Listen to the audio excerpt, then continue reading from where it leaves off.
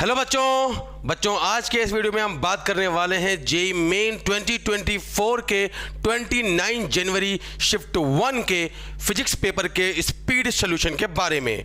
बच्चों, हमने बहुत सारे बच्चों से बात की कि उनका पेपर कैसा हुआ है और किस तरह का पेपर आया। तो बच्चों से बात करने के बाद पता चला कि जो फिजिक्स का पेपर है, आप जैसा कि पिछली शिफ्ट में हुआ भी है कि फिजिक्स का पेपर जो रहा है that was actually much more simple as compare to other two subject.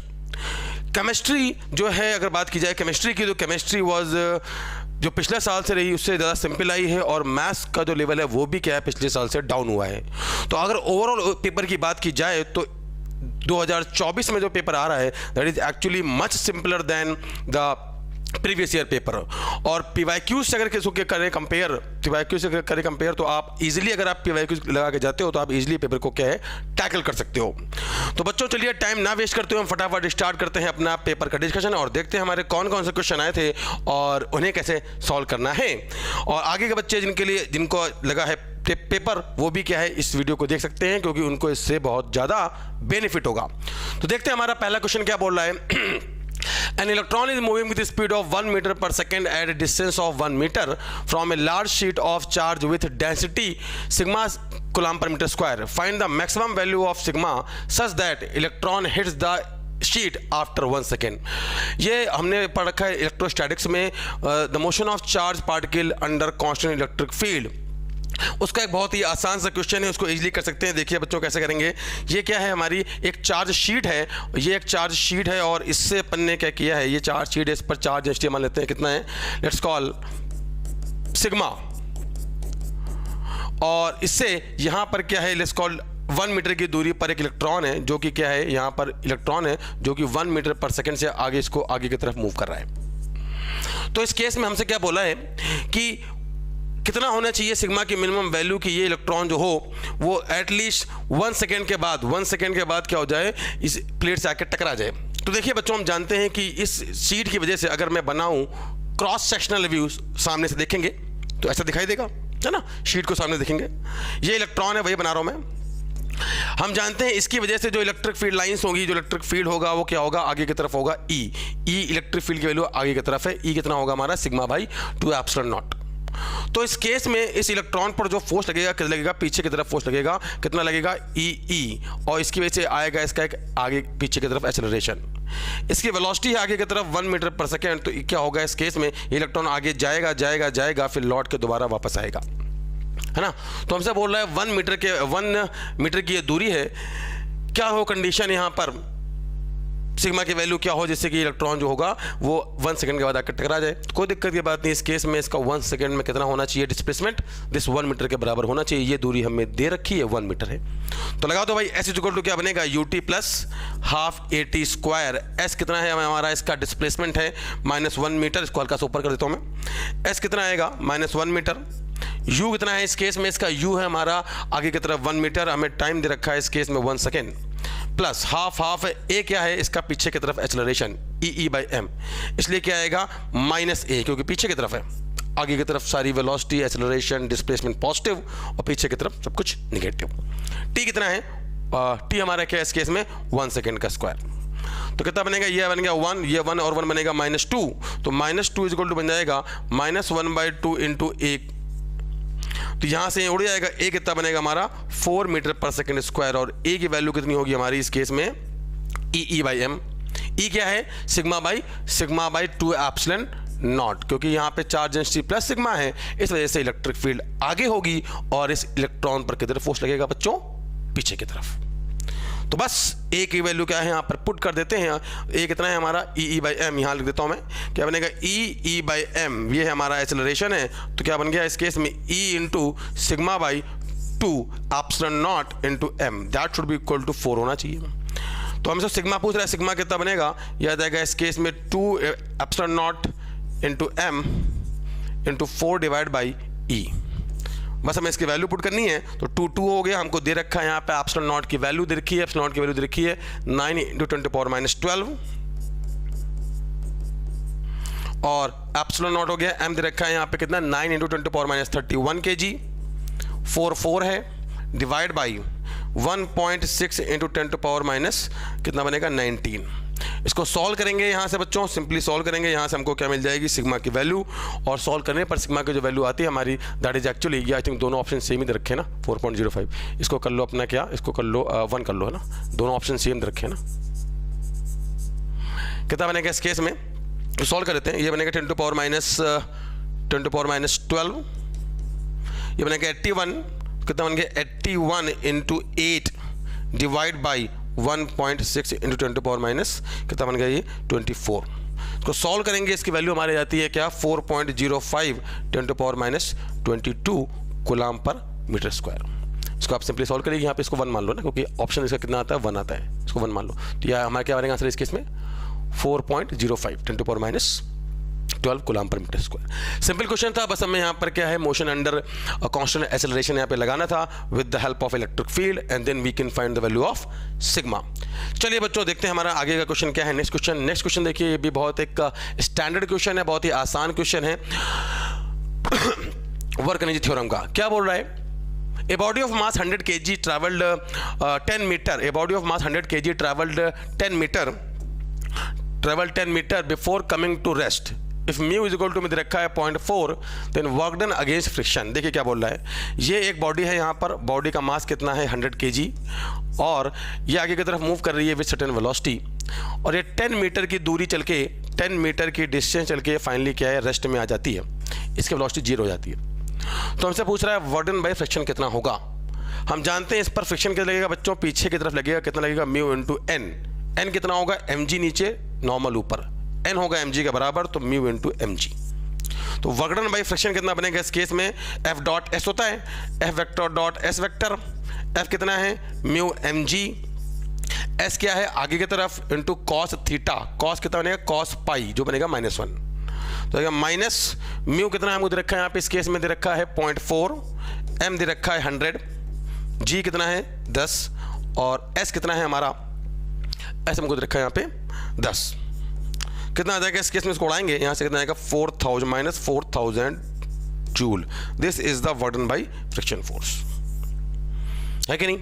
हमसे क्या पूछा है सिर्फ और सिर्फ मैग्नीट्यूड, तो आंसर क्या बन जाएगा इस केस में, that is 4000 joule will be the option of this question.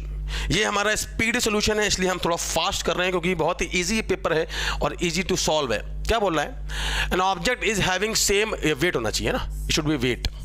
A object is having same weight above and below the surface of earth at same distance. A object is, and if an object is having same weight at यहाँ पे होना चाहिए, देखो मुझे जाओ रहा, if an object is having same weight यहाँ होना चाहिए same weight at same distance, है ना, at an object is having same weight at same distance above and below the surface of earth। अच्छा ये क्वेश्चन है।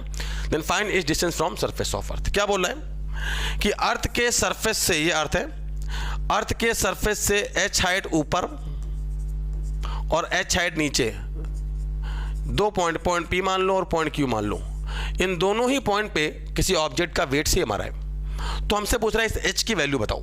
देखिए भाई, हम जानते हैं अर्थ के सरफेस से नीचे, तो बेलो अगर बात करें पॉइंट P पर, तो अगर वेट सेम है मतलब वहां पर क्या होगा, g की वैल्यू सेम होगी। वेट क्या होता है m इंटू जी। तो इस केस में जो g की वैल्यू आएगी जो पॉइंट P पर है, वही पॉइंट क्या है Q पर भी आएगी। मतलब इस केस में g at point P that should be equal to होना चाहिए g एट पॉइंट Q। तो g at point P, h height नीचे क्या बनेगा, g के लिए लिखते सीधा, क्या बनेगा g 1 minus h by R. ये अर्थ के सरफेस से h हाइट बेलो होती है g की वैल्यू, और अर्थ के सरफेस से h हाइट ऊपर क्या होती है, G M divide by R plus H का होल स्क्वायर। जनरल फॉर्मूला है ये वाला, जो फॉर्मूला लगता है g dash equal to G 1 minus 2h by R, ये कब लगता है भैया, ये लगता है जब क्या हो when h is much less than r। तो यहाँ पे ये फॉर्मूला हम नहीं लगा सकते, ये फॉर्मूला यहाँ पे नहीं लगेगा, यहाँ पे लगेगा जनरल फॉर्मूला। तो क्या बनेगा, देखिए यहाँ पर g into 1 minus H by R that should be equal to बन गया जी एम, आर स्क्वायर को बाहर निकाल लो, बन गया 1 प्लस एच बाई आर का होल स्क्वायर। ये बन गया है हमारा g, तो ये इससे उड़ जाएगा, इसको ले जाओ, क्या बनेगा 1 minus H by R plus 1 plus H by R का होल स्क्वायर, है ना। ये सॉरी इक्वल टू कितना बनेगा इस केस में 1। तो h के फॉर्म में एक यहाँ पे 3 पावर की बन जाएगी इक्वेशन। इसको सॉल्व करते हैं तो यहाँ से h की वैल्यू जो आ जाती है वो क्या आती है इस केस में √5 - 1 r/2। चाहे तो आप यहाँ पे इस केस में h की वैल्यू को पुट कर करके देख सकते हैं, जिसमें आपका सेटिस्फाई कर जाए वो आंसर, अगर आप इक्वेशन को सॉल्व नहीं करना चाहते। ठीक है, सिंपली यहाँ से अपन को h की वैल्यू मिल जाएगी। नेक्स्ट देखते हैं भाई। नेक्स्ट क्वेश्चन जो है हमारा, ये भी एक बहुत ही आसान सा क्वेश्चन है और ऐसे क्वेश्चन हम जनरली क्लास में करते हैं और इजी टू सॉल्व होते हैं। क्या बोल रहा है देखिए, consider a series of steps as shown, this is a series of steps as shown, a ball is thrown from point O, ये पॉइंट ओ है, यहाँ से हमने बॉल को फेंका है। Find the minimum speed to directly jump to the 5th step. तो यहाँ से क्या है, ये अलग अलग स्टेप हैं। इन स्टेप में जो विड्थ है कितनी है वो 0.5 मीटर है और हाइट भी कितनी है 0.5 मीटर। पॉइंट ओ से हमने क्या किया है इस केस में, इस बॉल को फेंका है सो दैट ये इस केस में 5th वाला स्टेप 1 2 3 4 5 5th वाले स्टेप को क्या है पे पहुंच जाए। अगर ये 5th वाले स्टेप पे पहुंच जाए बेटा तो कहानी क्या होनी चाहिए, ऐसे मूव करते हुए जाएगी जस्ट इस सरफेस को, सॉरी ना, जस्ट इस सरफेस को टच करते हुए ऐसे ऐसे निकल जाए, है ना, इस सरफेस को टच करते हुए निकल जाए इस पॉइंट पी को। तो इसका मतलब क्या है, इस केस में अगर इसको हमने u स्पीड से फेंका है थीटा एंगल पर, तो इस केस में कहानी क्या होनी चाहिए कि ये अगर पॉइंट पी को टच करते हुए जाएगी तो पॉइंट पी जो होना चाहिए वो इसकी इक्वेशन ऑफ ट्रेजेक्ट्री पे लाई करना चाहिए। पॉइंट पी कितना होगा देखिए, हर बार ये कितना आगे मुड़ जाती है, हर एक स्टेप में 0.5 आगे बढ़ जाती है और हर एक स्टेप में 0.5 ऊपर बढ़ जाती है। तो जब ये 5th वाले स्टेप पर आएगी तो दूरी कितनी होगी 0.5 इंटू क्या कर दो 5 टाइम्स कर दो। हाइट भी क्या होगी 0.5 इंटू 5 टाइम्स कर दो। तो ये जो पॉइंट P होगा वो क्या होगा 0.5 इंटू 5 टाइम्स मतलब 2.5, 2.5। अगर मैं इसको ओरिजिन बोलूँ 0,0 तो इस केस में 2.5, 2.5 should be lying on it's equation of trajectory. तो लगा दो भाई इक्वेशन क्या बनेगी, y इज इक्वल टू क्या होती है equation of trajectory x tan theta minus of gx² by 2u square cos square theta. तो इस केस में x, y 2.5, 2.5 इस पर लाई करना चाहिए तो बनेगा 2.5 is equal to 2.5 into tan theta minus g into 2.5 का square divide by 2 into U square cos square theta. ये 2.5 इससे उड़ जाएगा, क्या बनेगा 1 इज इक्वल टू बनेगा tan थीटा माइनस 2.5 इंटू 10 बनेगा 25, तो 25 divide by 2 into U square cos square theta. इस इक्वेशन में देखो क्या है, दो अननोन है यू और थीटा। हम चाहते हैं यू की वैल्यू क्या हो मिनिमम, तो इस इक्वेशन में what should be the value of theta, किस एंगल थीटा पर फेंकें जिससे कि u की वैल्यू मिनिमम आए। तो इसके लिए हमें करना क्या पड़ेगा, du बाई डी थीटा को करना पड़ेगा 0।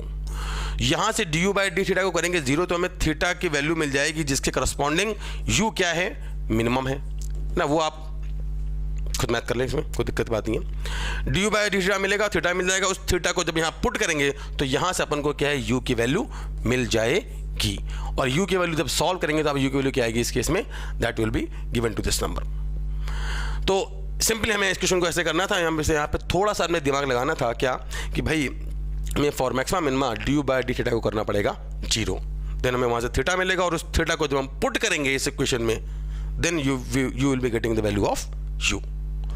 चलिए भाई देखते हैं हमारा नेक्स्ट क्वेश्चन क्या बोल रहा है। क्या बोल रहा है, particle is starting from rest having a constant acceleration okay covers distance s1 in first p-1 second and s2 in first p seconds. Determine the time for which the displacement is s1 plus s2.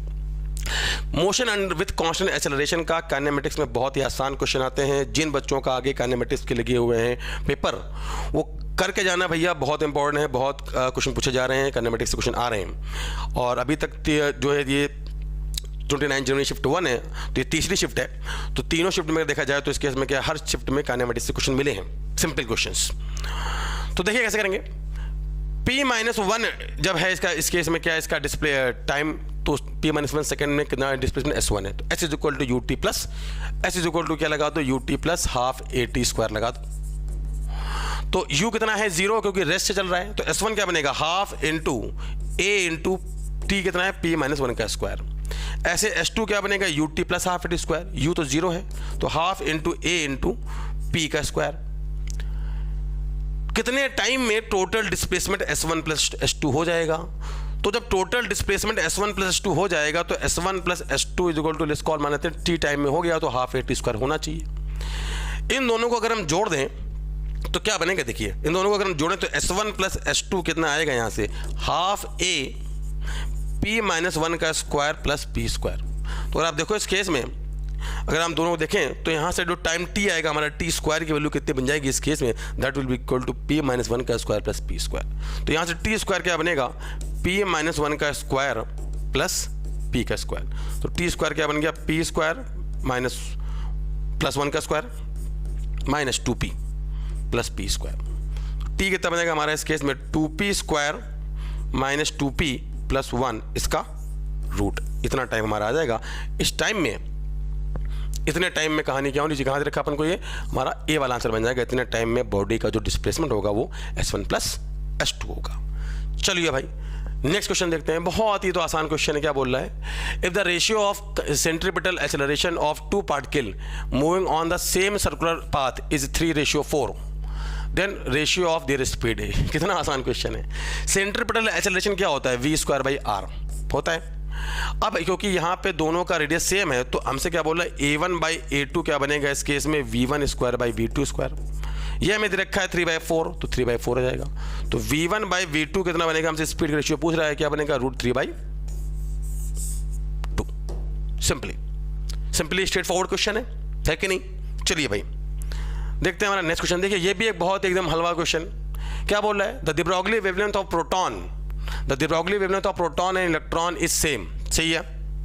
The ratio of kinetic energy of electron to that of proton is, de Broglie wavelength क्या होता है, lambda is equal to होता है h/p।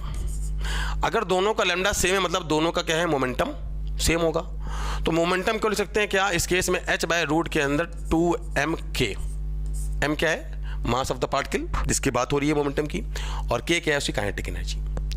तो अगर momentum same है तो √2mk क्या होगा, दोनों का सेम होगा। तो यहाँ से लिख सकते हैं mass of electron into kinetic energy of electron is equal to बनेगा mass of proton into kinetic energy of proton. हमसे क्या पूछा है, kinetic energy of electron to the kinetic energy of proton. Kinetic energy of electron to the kinetic energy of proton क्या बनेगा, mass of proton divide by mass of electron. ये ratio आता है 1835, 36 के आसपास आता है। तो इस केस में हमारा जो करेक्ट बनेगा ऑप्शन क्या बन जाएगा, 1835 बन जाएगा। स्ट्रेट फॉरवर्ड क्वेश्चन है। जिन बच्चों को आगे पेपर लगा है फिर से बोल रहा हूँ, de Broglie वेवलेंथ के क्वेश्चंस, काइनेमेटिक्स के क्वेश्चंस और जो बेसिक क्वेश्चंस हैं, जो कवरेज ऑफ जो सिलेबस है उसे आप करके जाइए, क्योंकि बहुत टफ क्वेश्चन नहीं आ रहे हैं, इजी टू सॉल्व क्वेश्चन आ रहे हैं। अगर आप उन क्वेश्चन को लगा के जाते हैं देन इसे अगर फॉर्मूला भी याद है तो then you can easily solve the question. चलिए भाई नेक्स्ट देखते हैं हमारी कहानी क्या क्या बोल रहा है। देखिए ये भी एक स्टैंडर्ड क्वेश्चन है। Consider two statements, assume density of water to be constant. Okay, statement 1 में क्या बोल रहा है, a capillary tube is first dipped in hot water and then dipped in the cold water। तो क्या बोल रहा है, the rise is higher in the hot water। पहले बोला, देखिए हम जानते हैं कैपिलरी राइज क्या होता है, H इक्वल टू होता है 2t cos theta divide by r rho g, ये होता है। इसने पहले बोल दिया है कि डेंसिटी ऑफ वाटर में क्या मानना है, यहाँ पे कांस्टेंट मानना है, density of water is not changing. T क्या है हमारा, टी जो है हमारा सरफेस टेंशन है, टी भी बोलते हैं, एस से भी शो करते हैं, जैसे आप शो करना चाहो। तो हम जानते हैं as we increase the temperature, जैसे हम बढ़ाते जाते हैं टेम्परेचर, जो हमारा सरफेस टेंशन है उसकी वैल्यू क्या होती है, घटती जाती है। क्यों, क्योंकि मॉलिक्यूल के बीच में लगने वाला कोसी फोर्स जो होता है वो घटता जाएगा, और कोसी फोर्स अगर घटेगा तो सरफेस टेंशन की वैल्यू भी घटती जाएगी। तो हॉट वाटर में अगर बात की जाए तो हॉट वाटर में जो सरफेस टेंशन होगा वो कम होगा, और कोल्ड वाटर में सरफेस टेंशन ज़्यादा होगा। तो ऑब्वियस सी बात है कि जो हॉट वाटर के लिए जो हाइट आएगी वो लेस आएगी as compare to cold water के लिए कैपिलरी राइज जो आएगा उससे।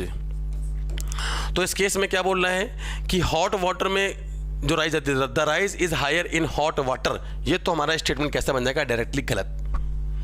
नेक्स्ट में क्या बोल रहा है, capillary tube is first dipped in the cold water and then in the hot water, the rise is higher in the cold water. तो भी सही बात है, कोल्ड वाटर में जो राइज होगा दैट विल बी हायर। तो हमारा स्टेटमेंट 1 गलत है, स्टेटमेंट 2 क्या है, सही है। तो हमारा क्या बन जाएगा इस केस में, statement 1 is false and 2 is correct.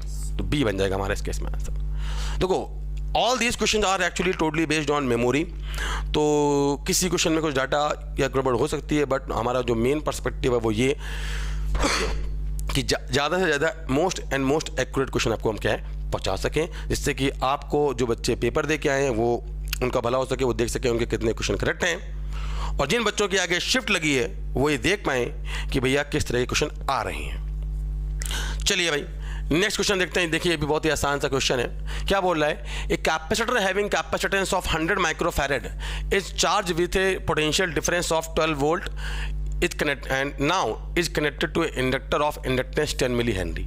Find the maximum current through the inductor. तो क्या बोल रहा है, देखिए ये एक कैपेसिटर है, इसको पहले हमने क्या किया है, इसको V वोल्ट की बैटरी से चार्ज कर लिया, कैप्शन C मान लेते हैं। V वोल्ट की बैटरी से चार्ज किया तो इस पर चार्ज आएगा plus CV minus CV, charge on the capacitor है Q equal to CV। Charge करने के बाद अब क्या करते हैं, इसको हम यहाँ पर Q नॉट बोलता हूँ मैं, Q नॉट कितना है, CV के बराबर है, चार्ज ऑन द कैपेसिटर। अब इसको हम इंडक्टर से कर देते हैं कनेक्ट। तो अब इंडक्टर से कर देते हैं करंट, तो हम जानते हैं यहाँ पे क्या होंगे, LC ऑसिलेशन, यहाँ पर जो एनर्जी है वो इलेक्ट्रोस्टैटिक एनर्जी से मैग्नेटिक एनर्जी में और मैग्नेटिक एनर्जी से इलेक्ट्रोस्टैटिक एनर्जी में लगातार ऑसिलेट करती रहेगी। तो हमसे पूछ रहा है बताओ मैक्सिमम करंट कितनी आएगी इस सर्किट में। तो हम चार्ज जानते हैं कितना आएगा, Q equal to Q naught cos omega t आता है, डायरेक्ट फॉर्मूला है। करंट क्या आती है सर्किट में, Q not omega sine omega T. Q not omega क्या है, the peak value of current. तो हमको ये पूछ रहा है। तो इस केस में अगर हम बोले peak value of current I not या आई मैक्स जो बोलना चाहो बोल दो, Q नॉट ओमेगा, ओमेगा कितना होता है 1/√LC, Q नॉट कितना है CV के बराबर, ये हो गया 1/√LC, C से C उड़ेगा क्या बनेगा V इंटू रूट के अंदर C डिवाइड बाई L। तो this is the maximum current in the circuit. V कितना है, पुट द वैल्यू नीचे करते हैं, कितना है V की वैल्यू, जो V है हमारा इस केस में, V हमें उधर रखा है यहाँ पे कितना 12 वोल्ट, V है 12 वोल्ट, C कितना है हमारा 100 माइक्रोफैरेड, तो 100 into 10 to the power minus 6, और L कितना है हमारा इस केस में 10 मिली हेनरी, तो 10 इंटू 10 टू पावर माइनस 3। ये इससे उड़ेगा, यहाँ आएगा 10 टू पावर माइनस 3, ये इससे गया अंदर बचेगा 10 टू पावर माइनस 2, और जब बाहर निकलेगा ये I की वैल्यू है तो आएगा 0.1, तो I यहाँ से कितना बनेगा, I मैक्स आएगा हमारा 1.2 एम्पियर। ठीक है, this will be the current जो कि हमारी इस केस में आएगी maximum current, that will B 1.2 ampere in the circuit. Simple था बच्चों। चलिए भाई नेक्स्ट देखते हैं कहानी। ओ माय गॉड, थर्मोडायनेमिक्स के क्वेश्चंस, केटीजी के क्वेश्चंस और एरोडायनेमिक्स क्वेश्चंस, साथ ही साथ ईएम वेव, इन टॉपिक्स को जरूर करके जाएं जो बच्चे आगे हैं और जिनके पेपर आगे लगे हुए हैं, इनसे आपको क्वेश्चन मिलने वाले हैं और बहुत ज़्यादा ही इंपॉर्टेंट टॉपिक्स हैं। क्या बोल रहा है, a gas undergoes a cyclic process ABC, ए हमें PV डायग्राम दे रखा है, find the work done by the gas from A to B and B to C, मतलब पूरे साइक्लिक प्रोसेस में कितना वर्क आएगा। तो हम जानते हैं साइक्लिक प्रोसेस का वर्क क्या होता है, एरिया अंडर द साइकिल के बराबर होता है। तो इस एरिया, इस ग्राफ का एरिया अंडर द आएगा साइकिल क्या बनेगा, ये ट्रायंगल का एरिया, ये कितना है हमारा 600, क्योंकि ये 300 है 900, और ये कितना है हमारा 4, तो कितना बनेगा इस केस में वर्क डन आएगा 600 इंटू 4 डिवाइड बाई 2, कितना बन जाएगा 1200 joule. This is a work done by cycle. और क्योंकि यहाँ पे जो साइकिल कैसी है क्लॉकवाइज, तो वर्क डन बाई साइकिल कैसा आएगा इस केस में पॉजिटिव आएगा, ऑब्वियस सी बात है। तो क्या आंसर बनेगा 1200 joule will be the answer. ठीक है बच्चों, चलिए भाई देखते हैं, बहुत एकदम हलवा क्वेश्चन आ रहे हैं, फटाफट कर सकते हैं। If electric current passing through a conductor varies with given as I is equal to I naught plus beta t, जहाँ पे I नॉट हमें दे रखा है 20 एम्पियर, बीटा हमें दे रखा है। Find the charge flow through the conductor in first 10 second. बताओ कितना ही हलवा क्वेश्चन है। क्या बोल रहा है, तो I हमें दे रखा है I naught plus beta T, हमको बताना है इस केस में कितना चार्ज फ्लो करेगा, तो इसको लिखो dQ/dt, क्या बनेगा I naught plus beta into t, तो dQ इज इक्वल टू बनेगा I naught plus beta into t into d t. Total charge निकालना है, इंटीग्रेट मार दो, time t is equal to 0 पे 0 चार्ज था, t टाइम में कितना चार्ज फ्लो कर जाएगा Q, 10 सेकंड निकालना है।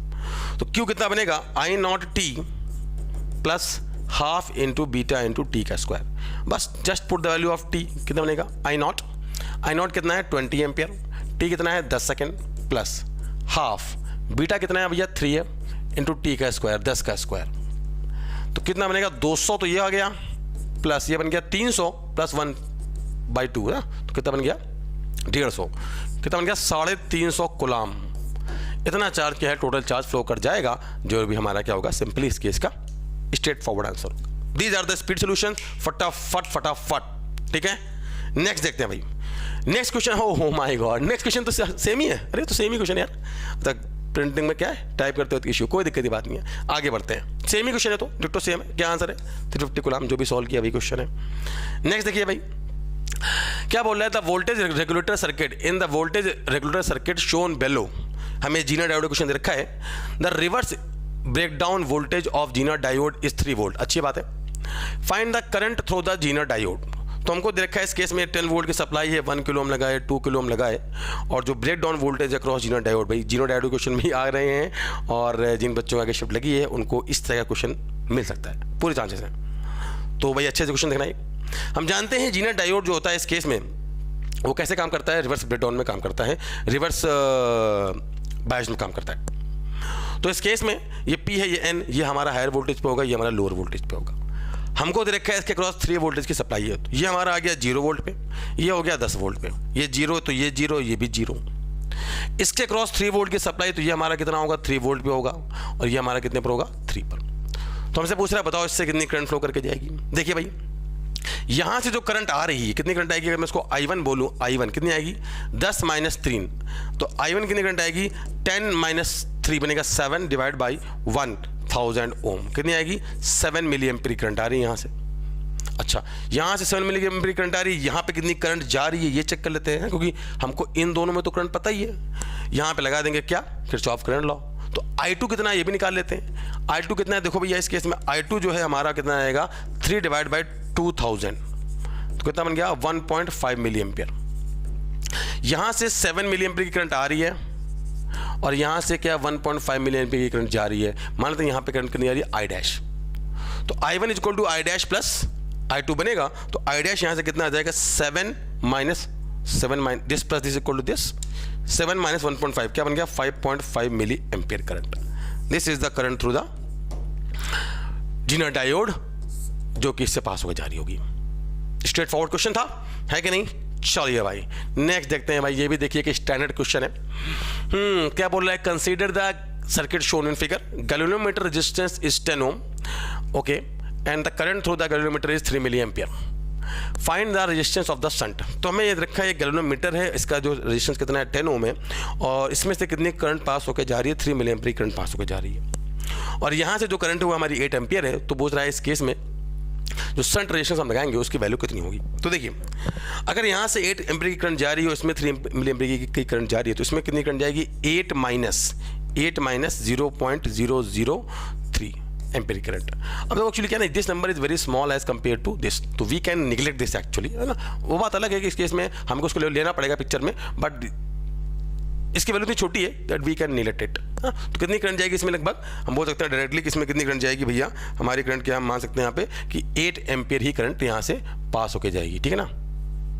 इसको मैं ऐसे लिख सकता हूँ 8 एम्पीयर, तो इस केस हमारी 8 एम्पीयर की करंट है, इससे क्या हो पास होकर जाएगी। अब क्योंकि ये दोनों लगे हैं पैरेलल में, तो दोनों के क्रॉस क्या होना चाहिए, पोटेंशियल क्या होगा सेम। तो कह सकते हैं इसके क्रॉस कितना पोटेंशियल है 10 into 3 milli ampere, 3 into 10⁻³ that should be equal to होना चाहिए 8 इंटू एस।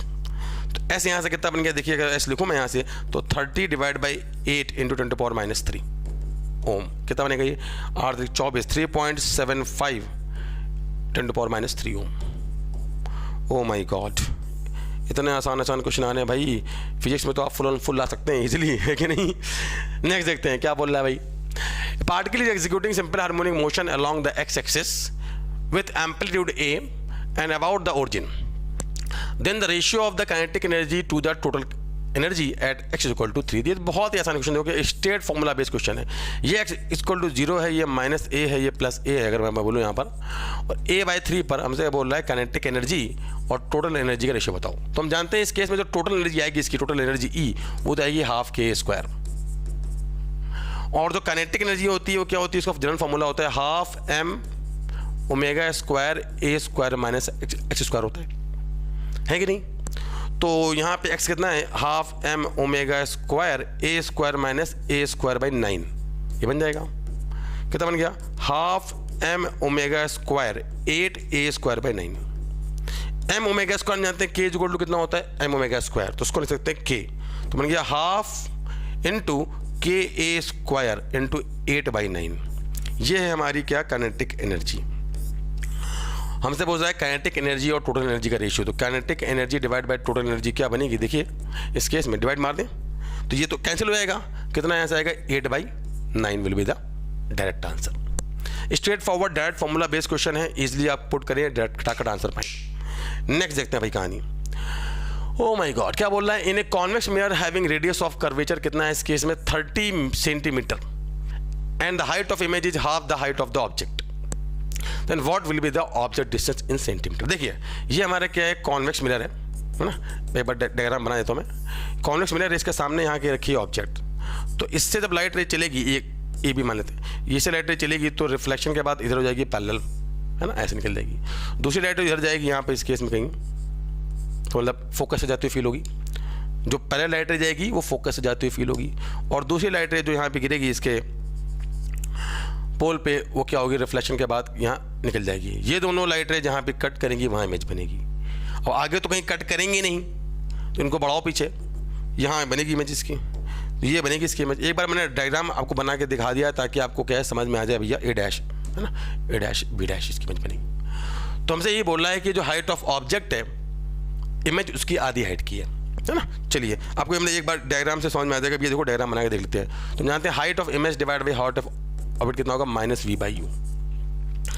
हमसे क्या बोल रहा है, हाइट जो है उसकी आधी है, मतलब ये बनेगा 1/2। तो v यहाँ से क्या बनेगा, अगर लिखा जाए v यहाँ से कितना बनेगा, v जो आ जाएगा वो आएगा -u/2, है ना। v कितना बनेगा, -u/2 बन जाएगा। तो दिख भी रहा है कि अगर ये दूरी u है तो इस केस में कितना बनेगा, u/2। माइनस साइन का मतलब ये है कि एक जो है अगर रियल है, दूसरी कैसी है, वर्चुअल है ना। ये पता इसका मतलब है यहाँ पर एक इमेज मिरर, एक क्या है मिरर के आगे की तरफ है, दूसरी क्या है इस केस में जो इमेज बन रही है वो मिरर के पीछे बन रही है। तो हमसे पूछ रहा है इस केस में बताओ भैया u की वैल्यू कितनी है, कोई दिक्कत नहीं है, लगा दो भैया mirror formula 1/f equal to क्या बनेगा, 1/v + 1/u ये बनेगा। f कितना होगा हमारा, r/2 है कि नहीं, क्योंकि r कितना है 30 सेंटीमीटर। तो ये तो बन गया हमारा क्या, +15, क्योंकि कॉन्वेक्स मिरर है। v कितना है हमारा, v है माइनस कितना है, v हमारा कितना है, v आएगा इस केस में +u, लाइट रे के डायरेक्शन में सारी दूरी पॉजिटिव लेते हैं, तो +u/2 2 पर गया, प्लस ऑब्जेक्ट डिस्टेंस कितनी है, वो -u के बराबर है। तो कितना आ गया इस केस में, ये यहाँ से आ गया 1/15 बराबर आ गया कितना आ गया 1/u। तो u की वैल्यू कितना बन गया, हाँ 1/u। u यहाँ से कितना बन गया हमारा 15 सेंटीमीटर, क्योंकि अपन ने यहाँ पे साइन कन्वेंशन के साथ सारी वैल्यू रखी है, इसलिए हमें u की सिर्फ न्यूमेरिकल वैल्यू मिली है, क्योंकि अपन ने साइन कन्वेंशन यहाँ पर यूज़ कर लिया है पहले ही। दैट्स वाई यहाँ पे हमें कोई साइन नहीं मिल रहा है, क्योंकि हमने पहले ही साइन कन्वेंशन यहाँ पे यूज़ कर लिया है, इसलिए हमें u की क्या मिली है, डायरेक्ट न्यूमेरिकल वैल्यू। तो आंसर क्या बनेगा इस केस में हमारा 15 centimetre will be the answer. Easy to go through question था। आगे बढ़ते हैं, देखते हैं क्या क्वेश्चन बोल रहा है। In a container the 1 gram of hydrogen and 1 gram of oxygen are taken, find the ratio of hydrogen pressure to the oxygen pressure. क्या बात है, पार्शियल प्रेशर का डायरेक्ट क्वेश्चन है, हम जानते हैं क्या होता है प्रेशर। अगर मैं बोलूँ एग्जांपल के लिए, किसी गैस का पार्शियल प्रेशर N1 है तो PV = nRT होता है, nRT/V होता है ना। यहाँ N1 क्या है, number of moles of gases, तो ये है प्रेशर ड्यू टू गैस 1। ऐसे P2 के लिए N2RT/V बनेगा, P2 क्या बनेगा, N2RT/V, या N2 क्या है, number of moles of gas. तो अगर हमें निकालना है प्रेशर का रेशियो, तो हमें क्या निकालना पड़ेगा, डायरेक्टली इनके नंबर ऑफ मोल्स का रेशियो। तो N1 क्या आएगा, लिखो मैं, तो हाइड्रोजन का कितने नंबर ऑफ मोल्स आएंगे, 1 gram divide by molecular weight कितना, 1/2। ऐसे N2 क्या बनेगा, 1 ग्राम डिवाइड बाई कितना है इसका मॉलिक्यूलर वेट, ऑक्सीजन है, ऑक्सीजन गैस है ना, तो क्या बनेगा 32। कितना बन गया इस केस में करेंगे तो 1/2 डिवाइड बाई 32 ऊपर जाएगा, कितना आएगा यहाँ से, P1/P2 हमारा डायरेक्टली आ जाएगा इस केस में 16। स्ट्रेट फॉरवर्ड आंसर आ जाएगा। नेक्स्ट देखते हैं भाई कहानी। The potential energy function corresponding to the conservative forces is given as u = XYZ, जहाँ u हमें कितना रखा है इस केस में, they given to us. Then the force at x = क्या है, force at x = 6 is P newton, then the value of P up to nearest integral value. तो देखिए यहाँ पे थोड़ा सा क्या है, इसमें आपको हल्की सी मैथ करनी पड़ेगी। पोटेंशियल एनर्जी में दे रखी कितनी, 3x² / 2 + 5y + 6z। तो अगर हम यहाँ बात करें, मैंने निकालना है फोर्स, फोर्स कैसे निकालते हैं? फोर्स क्या होगा? फोर्स के Fx भी आएगा, Fy भी आएगा और Fz भी आएगा। तो हमें फोर्स का निकालना पड़ेगा, पहले x कंपोनेंट, फिर y कंपोनेंट एंड फिर z कंपोनेंट। तो Fx देखिए क्या बनेगा हमारा, Fx आएगा minus of del u by del x, partial differentiation करते हैं, मतलब इस u का करेंगे differentiation with respect to x keeping y and z as a constant. तो y और z हमारे क्या बन जाएंगे? कांस्टेंट। तो Fx क्या बनेगा? देखिए मैं लिख रहा हूं, तो y और z तो कांस्टेंट है, तो इनका जो डिफरेंशिएशन वो बन जाएगा 0। इसका कितना बनेगा? आएगा 6x, और यहाँ बनेगा 2 कटेगा, बनेगा -3x बन जाएगा, क्योंकि माइनस n पहले से लगा हुआ है। ऐसे ही Fy करेंगे, क्या बनेगा? Minus of del u divide by del y। इसका मतलब है u का डिफरेंशिएशन y के रेस्पेक्ट में, x और z क्या होंगे? कांस्टेंट। ये x और z अगर कांस्टेंट होंगे तो इनका कितना आएगा? डिफरेंशिएशन 0। और इसका कितना बनेगा? इसका बनेगा कितना? y का बनेगा 1, तो यहाँ आएगा 5। ये लगा माइनस साइन, तो Fy यहाँ से कितना बन जाएगा? डायरेक्टली -5। ऐसे ही Fz लिखा जाए, क्या बनेगा? Minus of del u by del z। z के रेस्पेक्ट में differentiation keeping x and y constant. x और y कांस्टेंट है, तो इसका डिफरेंशिएशन 0, इसका भी 0, और z का बनेगा 1, तो यहाँ पे कितना आएगा? 6 आ जाएगा। और लगा है माइनस साइन, तो कितना बनेगा? -6। तो जो हमारा फोर्स वेक्टर आ गया, जो फोर्स वेक्टर है वो कितना है? Fx i cap plus Fy j cap plus Fz k cap. तो अगर मैं फोर्स लिखूँ यहाँ से, तो कितना बन गया हमारा इस केस में? -3x i cap minus 5j cap और -6 k कैप। ये फोर्स वेक्टर है। हमसे क्या बोल रहा है? x इज इक्वल टू कहाँ पे बताइए? 6 पे बताइए। तो x इज इक्वल टू अगर हम लिखें यहाँ पे 6 पे, तो कितना बनेगा? -18 i cap -5j cap -6k cap. तो फोर्स वेक्टर का अगर लिखा जाए मैग्नीट्यूड कितना बनेगा? 18 का स्क्वायर प्लस 5 का स्क्वायर प्लस कितना बन गया हमारा? ये 6 का स्क्वायर। कितना बन गया हमारा? ये आ गया 300 होता है, ये 24 प्लस 25 प्लस कितना बन गया? 36। कितना बनेगा ये? तो सॉल्व करेंगे, हमारा कितना आ जाएगा यहाँ पे? तो बन गया 30 और 30 और 30 60, 30 और 30 60, और कितना बन गया? 385, रूट 385। तो लगभग ये क्या है? सॉल्व करते हैं, इसकी वैल्यू आती है 19.625 आती है। हमसे बोल रहा है नियरेस्ट इंटीजर। तो इस केस में अगर बात करें तो यहाँ पे क्या आएगा? यहाँ पर देखो 625, तो ये लगभग 400 के पास पहुँच रहा है ना। तो लगभग इसका कितना आएगा? इस केस में ये आ जाएगा हमारा नियरेस्ट इंटीजर आ जाएगा 20 आ जाएगा। क्या बनेगा इस केस में? हमारा आंसर बन जाएगा 20 will be the 20 Newton will be the answer. ठीक है भैया, चलिए नियरेस्ट इंटीग्रल वैल्यू क्या आएगी इस केस में? 20 आ जाएगी इसकी। नेक्स्ट देखिए भाई, ओके, तो क्या बोल रहा है? Voltage and resistance for a resistor R given to us, find the percentage error. देखिए एरर का क्वेश्चन आ गया, बहुत आसान क्वेश्चन है। कैसे करेंगे एरर? तो हमें आई दे रखा है इस केस में v/r, तो हम जाकर लिखें यहाँ पे, तो एरर क्या बनेगा? इसको करें डिफरेंशिएट, क्या बनेगा? di/i इक्वल टू बनेगा dv/v, है ना, माइनस dr/r। क्योंकि बात कर रहे हैं एरर की, इसलिए क्या आएगा? Plus sign. और अगर हमें चाहिए परसेंटेज एरर, तो क्या कर दो इस केस में? इसमें 100 से कर दो मल्टीप्लाई दोनों साइड। क्या बन गया? dv/v into 100 plus dr/r into 100। तो सॉल्व करेंगे क्या बनेगा? देखिए ये लिखा है percentage error in I. dv क्या है? ये लिखा हुआ है 5 divide by 200 into 100 plus dr क्या है? 0.2 डिवाइड बाई 20 इंटू 100। ये इससे उड़ गया तो बन गया 2.5 प्लस ये क्या हो गया? इससे उड़ गया, बन गया कितना? 1। कितना आ गया हमारा परसेंटेज एरर जो आ गया इस केस में? di/i इंटू 100, ये आ गया हमारा कितना? 3.5%। सिंपल सा क्वेश्चन है। चलिए देखते हैं भाई, नेक्स्ट क्वेश्चन क्या बोल रहा है? A stationary hydrogen atom de excites from the first excited state to ground state, find the required speed of hydrogen atom up to the nearest integer value, mass of hydrogen atom is given to us. क्या बोला? देखो इस case में ये हमारा hydrogen atom है, ये ground state है, ये n इज इक्वल टू 1 है, ये n इज इक्वल टू 2 है, एंड ऐसे आगे मान लो। जब ये हाइड्रोजन एटम में इलेक्ट्रॉन क्या है? यहाँ पे फर्स्ट एक्साइटेड स्टेट से कहाँ पर आता है? ग्राउंड में आता है। तो जो फोटोन इमिट होगा, यहाँ पे फोटोन इमिट होगा, इसकी एनर्जी कितनी होगी? 10.2 इलेक्ट्रॉन वोल्ट होगी। इसकी एनर्जी कितनी है हमारी? हम जानते हैं 10.2 इलेक्ट्रॉन वोल्ट है। तो हम जानते हैं जब ये फोटोन इमिट होगा तो इसके साथ मोमेंटम भी अटैच होगा। कितना मोमेंटम अटैच होगा? P is equal to E divide by C। तो जब ये फोटोन इमिट होगा, तो ये हाइड्रोजन एटम मैं बना देता हूँ, ये हाइड्रोजन एटम है, और ये इसका न्यूक्लियस है। तो जब इस केस में इलेक्ट्रॉन कहाँ से कहाँ, ये इलेक्ट्रॉन यहाँ पे आएगा ग्राउंड स्टेट में और इससे फोटोन इमिट होगा। इससे फोटोन क्या हो रहा है, यहाँ पर बाहर इमिट हो रहा है। तो कहानी क्या होगी, ये जो हाइड्रोजन एटम है पीछे की तरफ भागेगा, क्योंकि इस सिस्टम का मोमेंटम, इस सिस्टम पर कोई एक्सटर्नल फोर्स लग नहीं रहा है, ये इलेक्ट्रॉन है, इस सिस्टम पर कोई एक्सटर्नल फोर्स लग नहीं रहा है, तो सिस्टम का मोमेंटम क्या रहेगा भाई, यहाँ पे कंजर्व रहेगा। तो इस फोटोन का कितना मोमेंटम है, E/c, और इसका मास अगर मैं m बोलूँ तो इसका मोमेंटम कितना होगा पीछे की तरफ, m/v। टोटल सम कितना होना चाहिए इस केस में मोमेंटम का, 0 होना चाहिए, क्योंकि जो ही पहले भी था। तो mv इज इक्वल टू कितना होना चाहिए इस केस में, E/c के बराबर होना चाहिए। तो यहाँ से हमसे क्या पूछ रहा है, v बताओ, v क्या है, रिकॉइल स्पीड, क्या बनेगा, E/c divide by m। E कितना है हमारा, 10.2 इलेक्ट्रॉन वोल्ट। इलेक्ट्रॉन वोल्ट को पुट करेंगे जूल में तो 1.6 इंटू 10⁻⁻19 से करेंगे मल्टीप्लाई। C कितना है, 3 इंटू 10⁸, और मास हमको दे रखा है इसका 1.8 इंटू 10⁻27 kg। ठीक है भाई, तो सॉल्व करते हैं तो V की जो वैल्यू आती है वो क्या है, 3 पॉइंट समथिंग आती है। तो हमसे बोल रहा है इस केस में क्या, मीटर पर सेकेंड, है ना। हमसे क्या बोल रहा है, V की नियरेस्ट बताओ इंटीजर, तो यहाँ पे नियरेस्ट इंटीजर क्या बनेगा इस केस में, दैट विल बी 3 मीटर पर सेकेंड। आंसर क्या आएगा हमारे इस केस में, 3 विल बी द आंसर। तो बच्चों ये थे हमारे क्या लगभग 20 क्वेश्चंस जो हमने बच्चों की मेमोरी से एक्सट्रैक्ट किए हैं, और इनका हमने बताया आपको सॉल्यूशंस। और